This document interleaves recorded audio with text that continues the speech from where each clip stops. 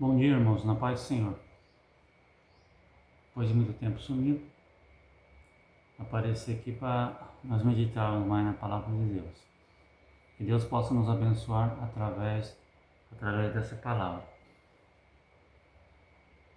Nosso Deus, Ele é tremendo, Ele é maravilhoso e nós devemos a cada dia nos alicerçar mais na palavra. É a palavra de Deus que nos traz esperança, que nos traz ânimo para conseguir continuar na jornada, porque os dias que nós estamos vivendo são dias maus em todos os sentidos. Maus no sentido da maldade que está aí fora, que o povo só pensa em fazer maldade, e maus por causa dos problemas que acontecem, problemas grandes que acontecem às vezes na nossa vida, que nos deixa triste, abatido, mas a palavra de Deus nos dá ânimo, a palavra de Deus nos dá força para se levantar e continuar na jornada. Esse é o sentido vivo da palavra, que ela produz vida na gente, ela produz força, ela produz ânimos para continuar caminhando. Por isso sim, a palavra de Deus, pura, fiel e verdadeira. O crente que quer viver uma vida boa, mesmo com dificuldade, com problemas, tem que firmar sua fé na palavra. Por isso que nós devemos se agarrar a cada dia mais à palavra de Deus. E eu gostaria de meditar com os irmãos sobre um povo que valorizava a palavra, valorizou a palavra e procurava aprender a cada dia mais a pureza e a profundidade da palavra. E esse povo deve ser um exemplo para nós. É um povo de uma cidade, parte do povo de uma cidade, que quando o apóstolo Paulo chegou para anunciar a palavra de Deus, eles se interessaram e procuraram examinar as Escrituras, para ver se aquilo mesmo que Paulo pregava era real e era verdadeiro, e não querendo questionar Paulo a respeito da mensagem, que era a mensagem boa, nem questionar Paulo, condenar Paulo, como os judeus faziam, mas o interesse deles era ouvir a mensagem e se aprofundar mais. Eles não questionavam a palavra como se quisessem recusar a palavra, não. Eles estavam absorvendo a palavra de Deus que Paulo estava pregando. Por isso que eles iam nas Escrituras, examinavam cada dia mais, ver se aquilo que Paulo falava era real e se aprofundar mais ainda, porque gerou interesse neles. Então esse povo não se colocou como negando a mensagem de Paulo, mas o que eles queriam é se aprofundar mais naquilo que Paulo estava pregando, tá bom, irmãos? E vamos ver esse povo aqui no livro de Atos dos Apóstolos, capítulo 17, versículo 1 a seguir. Eu vou ler o texto todinho para nós entendermos sobre esse assunto. Olha só, capítulo 17, versículo 1. Capítulo 17, versículo 1. Tendo passado por Antípolis e Apolônia, chegaram a Tessalônica, onde havia uma sinagoga dos judeus. Paulo, como tinha por costume, foi ter com eles e por 3 sábados discutia com eles sobre as Escrituras, expondo e demonstrando que convinha que o Cristo padecesse e ressurgisse dentre os mortos. E esse Jesus que vos anuncio, dizia ele, é o Cristo. Alguns deles creram e ajuntaram-se com Paulo e Silas, e também grande multidão de gregos, de devotos e não poucas mulheres de posição. Mas os judeus, movidos de inveja, tomaram consigo alguns homens perversos dentre os vadios, e ajuntando o povo, alvoroçaram a cidade, e assaltando a casa de Jason, os procuravam para entregá-lo ao povo.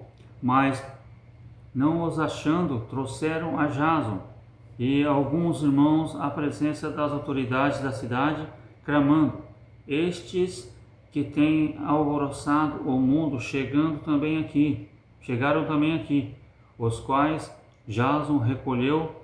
Todos estes procedem contra os decretos de César, dizendo que há outro rei, Jesus. Alvoroçaram a multidão e as autoridades da cidade que ouviram essas coisas. Tendo, porém, recebido fiança de Jason e dos demais, os soltaram. Assim que escureceu, os irmãos enviaram a Paulo e a Silas para Bereia. Tendo eles chegado lá, foram à sinagoga dos judeus. Ora, esses foram mais nobres do que os de Tessalônica, pois de bom grado receberam a palavra, examinando cada dia nas Escrituras se essas coisas eram assim. Está vendo, irmãos? Paulo e Silas pregando na cidade de Tessalônica, ali na região da Macedônia, onde fica Bereia também, eles entrando na sinagoga, discutindo com eles sobre as Escrituras, debatendo a respeito do Salvador e mostrando para eles que Jesus era o Salvador, era o Messias. E o apóstolo Paulo, ele percorria as Escrituras todinha que falava a respeito do Messias, provando para eles. E falando para ele, ó, esses que eu estou falando para vocês aqui, mostrando dentro das Escrituras Sagradas, que você conhece muito bem, é o Messias, é Jesus. E eles se enfureceram. Os judeus ali de Tessalônica se enfureceram e alvoroçaram o povo, contrataram até bandidos para matar Paulo e Silas, para castigarem ele, para surrá-lo e para matá-lo. Mas as autoridades pegaram Paulo e prenderam, por causa da acusação dos judeus. Falaram que Paulo estava contra César, dizendo que existia um outro rei, e Paulo estava alvoroçando, que eram para as autoridades prender Paulo e Silas, porque eles estavam mostrando outro rei além de César. Mas o rei, eles não entenderam que o rei que Paulo e Silas estavam proclamando, estavam dizendo, era o rei Jesus. Era um rei, eles estavam falando a respeito de um Messias que tinha um reino eterno. Eles não entenderam por quê? Porque suas mentes eram fechadas, as suas mentes eram presas, somente aqueles que queriam crer nas Escrituras e acrescentar nas Escrituras, porque eles ficaram presos muito a tradições. As tradições deles sobre o lavar do copo, sobre sacrifício de animais, essas coisas tudo, era que valia muito para eles. E a mensagem pura e verdadeira do Evangelho, que mostrava o Messias claramente como ele é, como ele viria e o que ele faria, eles não aceitavam. Porque se eles aceitassem, eles perderiam o crédito, a fama e a honra que eles tinham do povo. Então eles se revoltaram contra o apóstolo Paulo e Silas, e não entenderam que Paulo e Silas falavam a respeito de um rei que tinha um reino eterno, que era Jesus Cristo. Então Paulo e Silas foram presos. Jason, um crente ali de Tessalônica, pegou eles e, para salvá-lo, prendeu eles, mas não adiantou.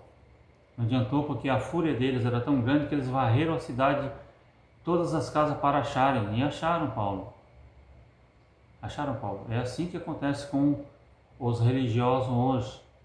Se vocês questionam a sua mensagem, se você questiona aquilo que eles estão ensinando, eles fazem de tudo para prejudicar você. Fazem de tudo para te prejudicar em todas as áreas.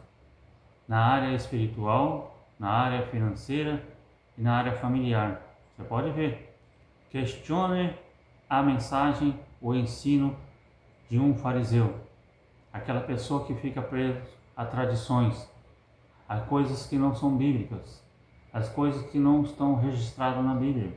Questione ele para você ver se você não vai ser perseguido. É dito e certo. Se você questionar, você vai ser perseguido. E Paulo estava questionando e mostrando a verdade para ele. Quando você fala a verdade, você é perseguido. Na sua igreja, no seu conjunto, todo lugar você é perseguido se você fala a verdade. Então, Jason, eles foram presos e Jason foi lá e pagou a fiança. Pagou uma quantia que era estimada na época para a fiança de um preso. Ele pagou e tirou Paulo e Silas da cadeia. Aí o que aconteceu? Eles falaram: Paulo, Silas, se vocês continuarem aqui, vocês vão ser mortos. Eles contrataram bandidos para matar vocês, por causa da inveja, que eles perderiam privilégio. Então o que vocês fazem, Paulo? Vai lá para Bereia. Aí enviaram Paulo e Silas para Bereia. Foi aí que Paulo e Silas chegou em Bereia e começou a fazer a obra, a mesma coisa que eles fizeram em Tessalônica, mostrar Jesus para o povo, para aquela cidade, para aquele povo daquela sinagoga, para os judeus, que Jesus Cristo era o Messias. E ele fez a mesma coisa. O que ele fez em Tessalônica, ele fez em Bereia. Ele chegou, já foi entrando logo na sinagoga para discutir com eles a respeito das Escrituras. Discutir aqui não é bater boca, é você expor as Escrituras e mostrar a respeito de um assunto, de uma doutrina dentro dela. É questionar o que eles estão ensinando e mostrar dentro das Escrituras que eles estão errados e que a Bíblia está certa. Ele fez isso junto ao povo ali de Bereia, na sinagoga. E diz a Bíblia Sagrada aqui, no texto que eu li, que eles acataram de bom grado a palavra de Paulo. E que eles procuravam a cada dia examinar o que Paulo ensinava, o que Paulo pregava.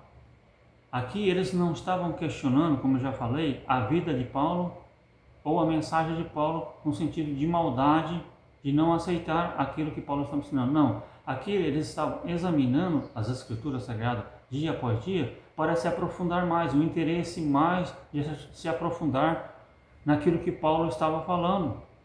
Esse era o interesse deles. Eles fizeram ao contrário do que os judeus de Tessalônica fizeram. Quando Paulo entrou na sinagoga de Tessalônica e começou a ensinar, a questionar, eles se enfureceram. Agora, aqui em Bereia, não.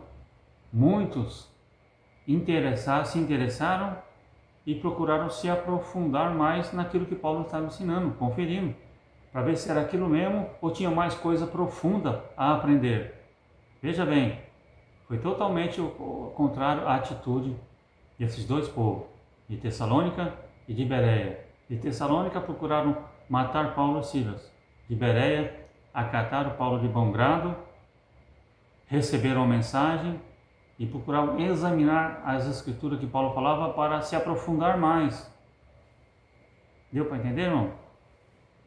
Eles não estavam questionando no sentido de rejeição da palavra, não, eles estavam examinando no sentido de se aprofundar mais naquilo que Paulo estava pregando. E Paulo falou que eles foram mais excelentes, mais nobres do que de Tessalônica. Veja bem, ele chamou aquele povo de Bereia de nobres por aceitarem as Escrituras e quererem se aprofundar mais, ter um interesse de examinar mais as Escrituras. Veja bem que se você acata as Escrituras Sagradas, o ensino puro, fiel e verdadeiro da Bíblia Sagrada, você também é nobre. Nobre no sentido de que você valoriza as Escrituras e você é valorizado também por ela e valorizado pelo dono dela. Então, a esse povo tem que ser um exemplo para nós, irmãos. Aqueles que rejeitaram Tessalônica, perderam a oportunidade de se aprofundar e aprender mais e conhecer melhor Jesus. Mas o de Bereia, o que eles fizeram? Eles foram nobres, eles foram excelentes, eles tiveram o privilégio de conhecer o Jesus verdadeiro e se aprofundar mais no Jesus verdadeiro. Tanto é que muitas mulheres que tinham bens, pertences, que eram esposa de muitos líderes ali, aceitaram Jesus também, aceitaram a palavra. Veja bem que tanto a classe mais humilde como a classe alta ali em Bereia acatou aí o ensino da palavra, valorizou. E foi um povo tido como excelente e um povo abençoado porque valorizou a palavra. E a Bíblia Sagrada muito pouco fala desse povo novamente. Muito pouco fala desse povo, só fala lá na frente numa carta, numa epístola, não sei qual apóstolo, não lembro, fala um assunto, só que veio um crente, um obreiro de Bereia até certo lugar para falar, não me lembro se com Paulo, ou com Silas, ou com Pedro, não me lembro qual o apóstolo que esse membro da igreja de Bereia foi ter. Mas foi o único fato escrito que foi falado mais a respeito dessa igreja de Bereia, sabe? Que vivia um obreiro, ou seja, sinal que o que Paulo plantou ali, semeou, foi algo bom. As escrituras que levantou obreiros e a cooperar na obra do Senhor. Então, é um exemplo a ser seguido, irmãos, aos crentes de Bereia. Quando você ouvir a palavra de Deus, não despreze, valorize. E eu vejo aqui, vou comentar agora algumas coisas sobre esse povo de Bereia. Veja bem, esse povo de Bereia, eles confiavam mais nas Escrituras do que em qualquer homem. Eles confiavam mais nas Escrituras do que em qualquer homem. Paulo chegou ali pregando a palavra, não é? Como eu já falei, ensinando a palavra, pregando a palavra. E eles confiavam mais nas Escrituras do que em qualquer homem. Ou seja, eles iam conferir o que Paulo estava falando. Eles não desonravam Paulo, como eu já falei, não questionavam Paulo, que aquilo era errado, mas eles iam direto nas Escrituras. Paulo, eu sei que você é um pregador verdadeiro porque você fala as Escrituras, mas nós confiamos mais nas Escrituras do que em você. Não desprezando você e não desonrando você, mas porque você é falho e as Escrituras não. Então, nós confiamos muito nas Escrituras. Por isso que nós examinamos o que você ensinou, o que você pregou, porque tem muito valor. O que você pregou, o que você nos ensinou, tem muito valor e nós confiamos muito nela. Muito nela. Nela nós não perdemos a confiança, porque ela é pura, ela é fiel e verdadeira. Agora você, Paulo, um dia pode falhar. Um dia você pode fracassar, mas as Escrituras não. As Escrituras não. Então, eles confiavam mais nas Escrituras do que em qualquer homem. A familiaridade, irmão, com a Bíblia não é o mesmo que fidelidade à Bíblia. Deixa eu falar aqui do jeito que você entenda. A familiaridade com as Escrituras, com a Bíblia Sagrada, não é a mesma coisa do que a fidelidade à Bíblia. Familiaridade qualquer um pode ter. O que é familiaridade? Familiaridade é você ler a Bíblia e você guardar ela na mente, conhecer ela. Você tem familiaridade com ela, ou seja, você leu ela e você consegue guardar ela e citar ela. Mas é diferente da fidelidade à Bíblia. A familiaridade, a pessoa só conhece a Bíblia por ler. Agora, a fidelidade, você lê e você é fiel àquilo que está escrito. Você pratica aquilo que está escrito. Você põe em prática na sua vida aquilo que está escrito. Isso é fidelidade à Bíblia. Você não sai fora dela. O que ela fala, você guarda e você pratica. Isso é fidelidade à Bíblia. Agora, familiaridade é só você ler a Bíblia como se estivesse lendo um jornal. O advogado, ele lê muito a Bíblia. Por que ele lê a Bíblia? Porque a Bíblia é um livro perfeito. Em pontos, sabe? Ponto, vírgula, ponto de interrogação. Por que o advogado lê uma Bíblia? Porque a Bíblia é um perfeito livro, não tem erro. Não tem erro. A Bíblia editada certa, compilada certa.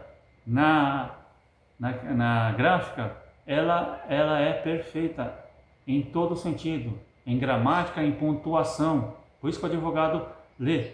Porque o advogado ele tem que escrever bem, ele tem que se expressar bem, ele tem que fazer tudo certinho. Então, o único livro que ele vai achar perfeição é a Bíblia Sagrada. Então, ele lê a Bíblia não para praticar e ser fiel à Bíblia, mas para ter familiaridade e um dia ele vai precisar, ele pode citar. Ele pode citar a Bíblia como ele tem familiaridade, mas ele não tem fidelidade porque ele cita, mas não pratica. Ele cita, mas ele não é fiel a ela. Então, isso é distinção, para você entender. Familiaridade é a pessoa lê a Bíblia, conhece a Bíblia, cita de cor salteado, mas ele não pratica. Agora, fidelidade à Bíblia, você lê a Bíblia e aquilo que está escrito nela, você põe em prática. Tá bom? Espero que você tenha entendido. Então, os crentes de Bereia aqui, irmãos, eles confiavam mais na Bíblia do que no homem. Não desprezavam Paulo, mas eles confiavam mais nas Escrituras Sagradas. E o que nós precisamos hoje, irmãos, é confiar na Bíblia Sagrada. praticar a Bíblia Sagrada. Você tem que despertar, irmão. Você tem que despertar. Hoje o povo de Deus tem que despertar, porque a maioria dos líderes sagrados hoje, eles só têm familiaridade com a Bíblia. Eles conhecem a Bíblia. Eles conhecem a Bíblia, têm familiaridade. Eles citam a Bíblia em cima do púlpito. Eles citam a Bíblia em cima do púlpito, de cor salteado, sobre vários assuntos. Eles citam, mas eles não têm fidelidade a ela. Por quê? Porque eles não praticam. Eles não praticam a Bíblia Sagrada. E não praticando, demonstra que eles não têm fidelidade à Bíblia Sagrada, né? Então, irmão, você tem que despertar. Você tem que despertar. Parar de ficar ouvindo líderes que têm familiaridade com a Bíblia, ou seja, só fica citando a Bíblia, fica citando de cor salteado, cita verso daqui, cita verso dali, cita texto daqui, cita texto daqui, mas você sabe que ele não pratica, ou seja, ele não tem fidelidade à Bíblia. Você tem que parar de seguir esses camaradas. Parar de seguir esses camaradas, confiar nesses camaradas. Você tem que confiar nas Escrituras Sagradas.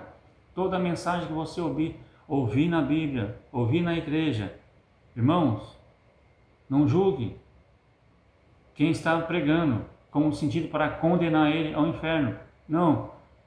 Julgue, examine a mensagem. Examine o que ele está ensinando. Você tem que se despertar, aprender a ter autocrítica, sabe? Não, mas eles falam que se a gente for questionar eles, está tocando no ungido de Deus. Mentira, irmãos. Tá vendo? Por isso, você não conhecendo, não tendo fidelidade à Bíblia Sagrada, ou seja, não examinando ela, você é enganado. Você tem que parar de ter familiaridade com a Bíblia, só conhecer por ouvir falar, e ter fidelidade. Pregar a palavra, viver a palavra. Não existe isso de tocar no ungido de Deus, irmão. O único ungido de Deus é Jesus Cristo, que Ele é o Messias. Jesus Cristo. Jesus Cristo. Cristo é ungido. O único é Jesus, irmãos. A unção de Deus está sobre Jesus. Então não tem essa de tocar no ungido, não. Se você blasfemar contra Jesus, se você dizer coisa contra Jesus, aí você está tocando no ungido, porque você está tocando em Jesus, que é ungido de Deus. Agora, pastores, líderes, eles não são ungido de Deus, não. Eles são pessoas consagradas para desenvolver uma função na igreja. São obreiros, são anciãos. São obreiros para desenvolver uma função na igreja, em dirigir um povo. Não tem essa, irmão. Não tenha medo de questionar a mensagem de um pastor, de um líder. Você foi à igreja. Você ouviu uma mensagem que te deixou dúvidas. E você sabe não é aquilo que ele está pregando. Você ter o direito de chegar nele e questionar ele, irmão, essa mensagem que você pregou não é bíblica, irmãos. Ela entra em choque com a palavra de Deus. Irmão, examina certo a Bíblia Sagrada aí, procura examinar para você ver. Não é bíblico. Eu sei que não é, porque eu já aprendi biblicamente, já examinei as Escrituras e vejo que não é isso que você está pregando. Eu não posso botar em prática na minha vida isso que você está pregando, porque não é bíblico. Você cita a Bíblia, usa texto bíblico para comprovar a sua ideia, mas se examinando as Escrituras, passando na peneira, que é a palavra de Deus, a gente vê que não se sustenta. Isso que você está usando esse texto bíblico para expor uma ideia sua, não se sustenta, porque outros textos rebatem isso que você está falando.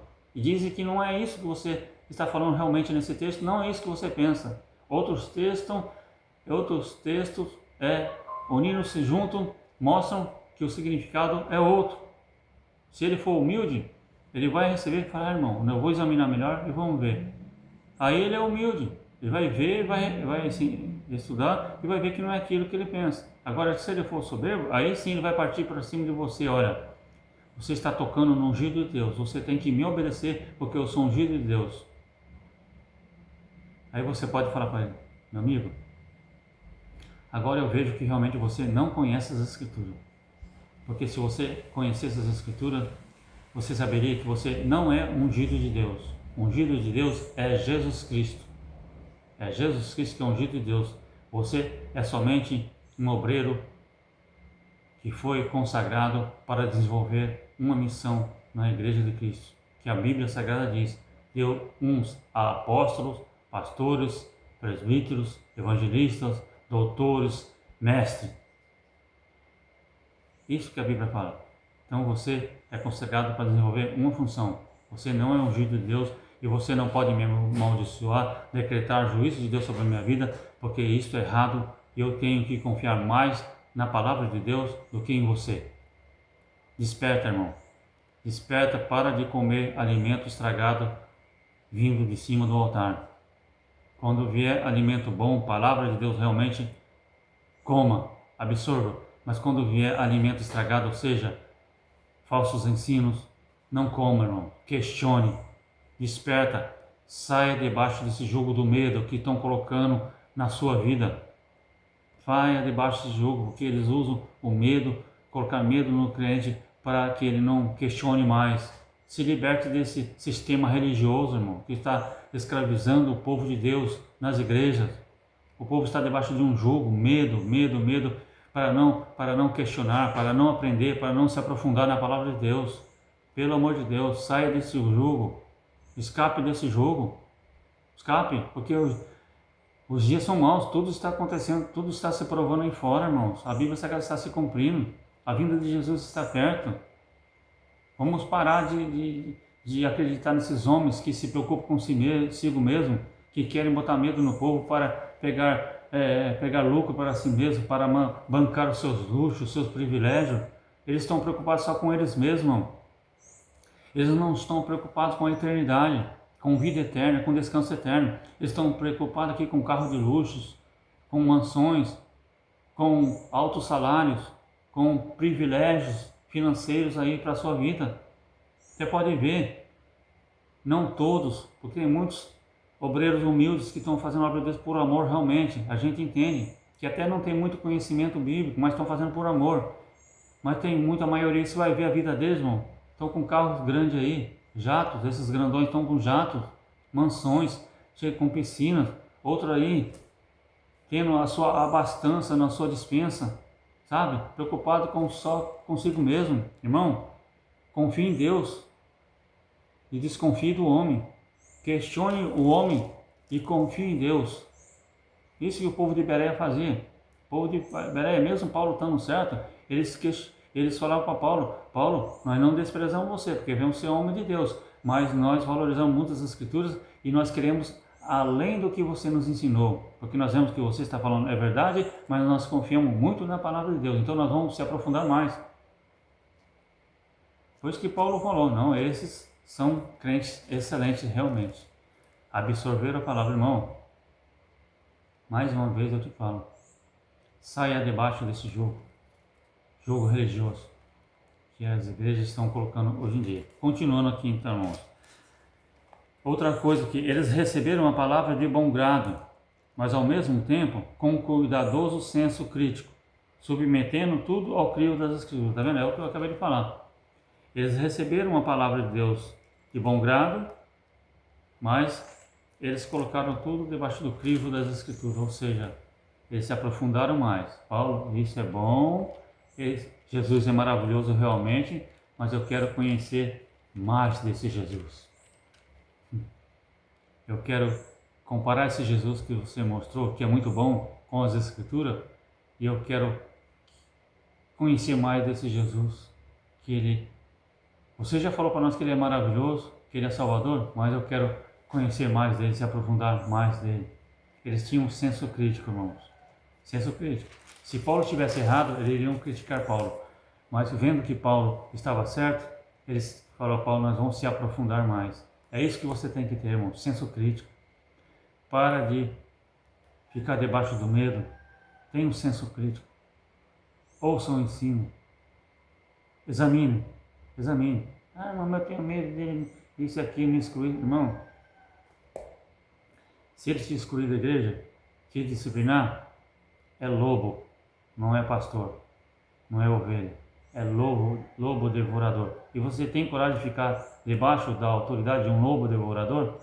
que ele vai sempre devorar você, vai devorar suas finanças, vai devorar a sua família, vai destruir o seu lar.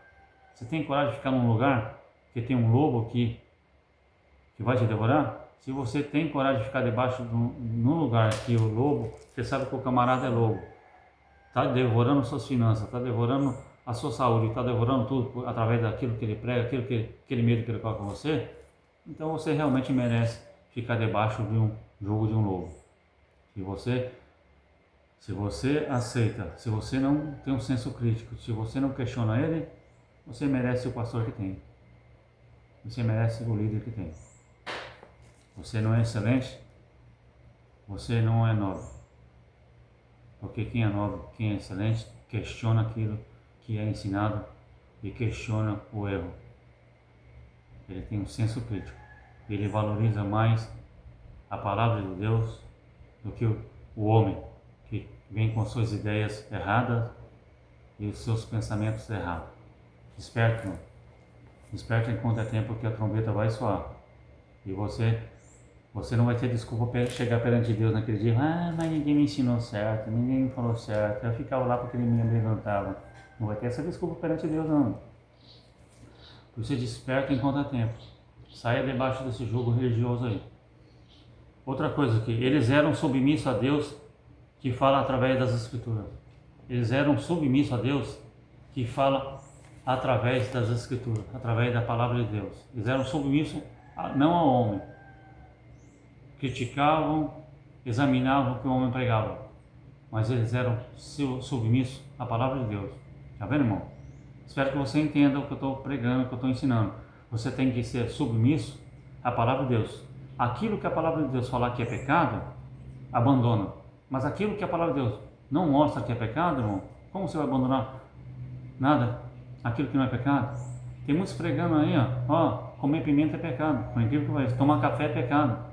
Irmão, a Bíblia não diz que comer pimenta ou tomar café é pecado, não. Se a Bíblia não diz, vou continuar comendo pimenta, vou continuar tomando café.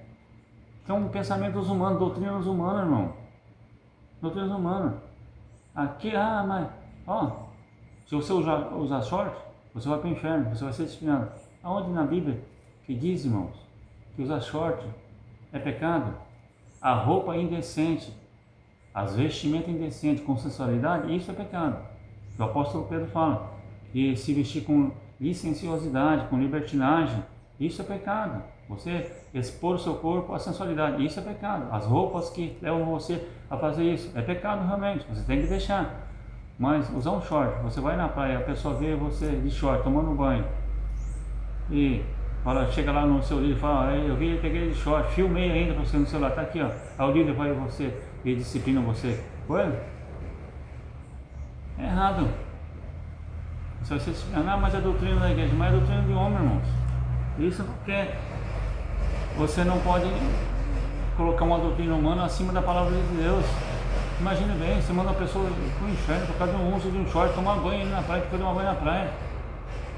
Se ele tivesse com licenciosidade, com um vestimento que expôs sensualidade, realmente ele devia merecedor de ser disciplinado mesmo, porque ele descumpriu aquilo que a Bíblia fala, mas não, está colocando em pé de igualdade a salvação de uma pessoa, o uso de um short com a salvação.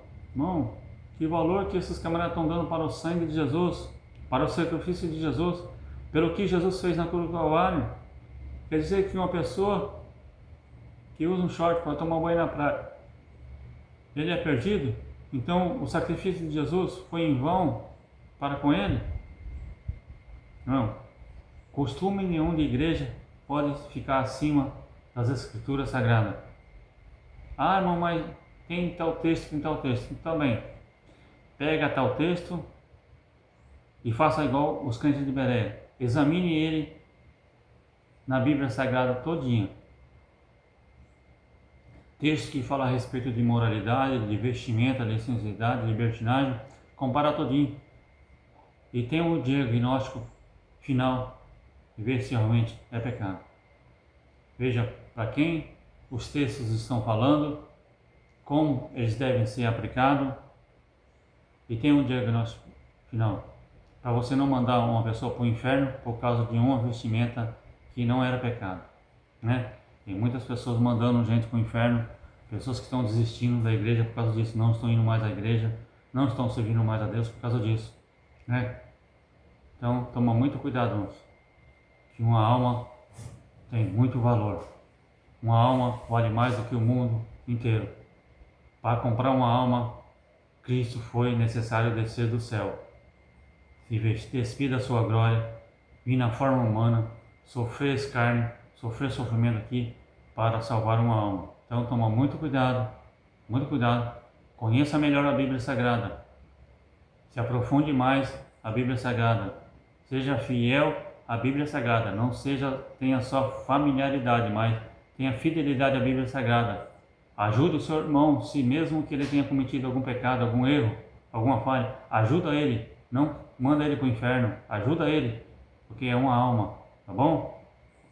Você pode não gostar do que eu estou falando, mas você vai estar ferindo a doutrina da minha igreja. Se falar a Bíblia Sagrada, questione a doutrina da sua igreja, realmente eu estou ferindo a doutrina da sua igreja, mas estou sendo fiel à Bíblia Sagrada. E o que me importa é isso, é fidelidade à Bíblia Sagrada e não fidelidade a dogmas de igreja. Você pode ficar bravo comigo à vontade. Você tem o direito de ficar bravo comigo, mas se preocupe com as vidas, tá bom? Fique bravo, mas examine melhor as Escrituras, que essa braveza sua leve você a examinar melhor as Escrituras. Eles não se contentavam com migalhas, procuravam estudos profundos, tá vendo? Eles não se preocupavam somente com o ensino, porque o ensino de Paulo, ele foi curto, migalha não no sentido de maldade, irmão, migalha no sentido de mensagem poucas e eles foram embora rápido, então eles se aprofundavam, tinham preocupação de se aprofundar mais na palavra de Deus. Então, essa deve ser a nossa preocupação, se aprofundar mais na palavra de Deus. Eles se preocupavam com acréscimo de doutrinas humanas, como se fossem palavras de mim, tá vendo? É o que eu acabei de falar. Eles se preocupavam com os acréscimos de doutrinas humanas que estão sendo colocadas, sabe? Os judeus estavam colocando tradições para ser seguida, para ser salvo. Tradições sobre lavar das mãos, lavar os copos interiores das vasilhas, sacrifícios de animais, tradições que eles estavam tentando colocar para a pessoa ser salva. Não, mas a pessoa é salva pela graça, não mais por tradições humanas ou tradições judaicas. Não, agora a salvação era pela graça, pelo que Cristo fez, porque as tradições, os sacrifícios de animais não satisfez para a salvação. O povo não satisfez a Deus pela salvação, mas o sacrifício de Jesus foi perfeito e único para trazer a salvação. Então não é necessário mais tradições de lavar no interior do copo, dos utensílios, que lavar as mãos, lavar os pés, ou o sacrifício humano não é mais necessário. A salvação é pela graça, é fidelidade ao Evangelho que fala a respeito da salvação, o que é necessário para ser salvo e manter a salvação. Então, eles não aceitavam acréscimo. Por isso hoje não aceite acréscimo, sabe?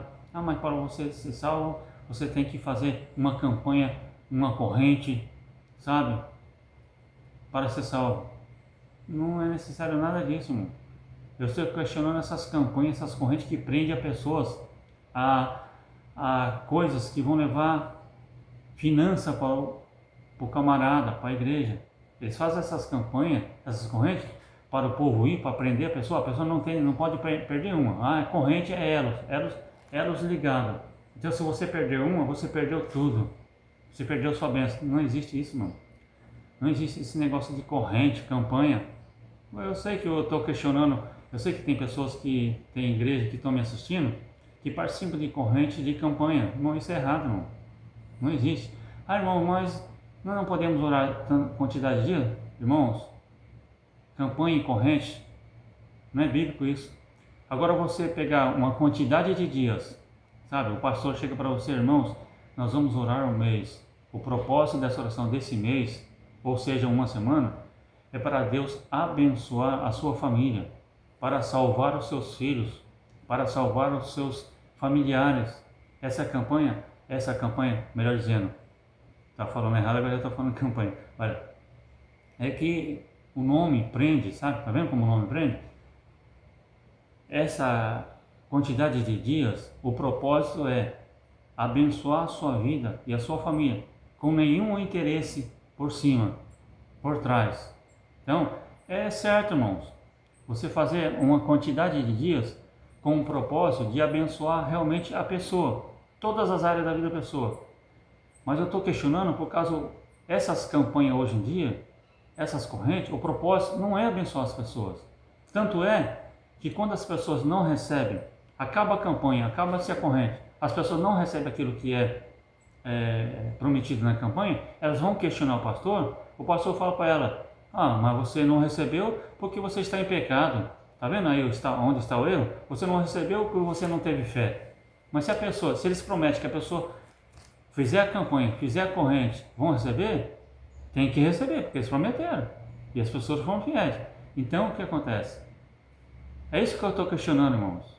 É isso que eu estou questionando. A fidelidade por trás dessas campanhas, dessas correntes, é financeira para eles, não é para abençoar o povo. Então, pensa um pouquinho. Antes de você ficar bravo comigo, questionar o que é feito na sua igreja, pensa um pouquinho se é certo isso. Você fez campanha, você fez corrente, você recebeu alguma coisa? Irmão, confesso que não. Então vai questionar o pastor para você ver. Ele vai falar para você que você estava em pecado e você não teve fé. É isso que está acontecendo muito. O que acontece depois? A pessoa fica brava e vai culpar quem? O pastor, a campanha, a corrente? Não, vai questionar e culpar Deus que não deu para ela. Não foi fiel a ela porque ela fez a campanha. Tá vendo? Então, eu estou questionando nessa área, irmão.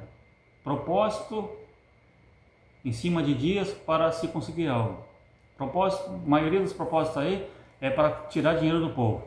Se o propósito de certos dias de oração para abençoar o povo, família, salvação da família, saúde da pessoa, faça esses dias.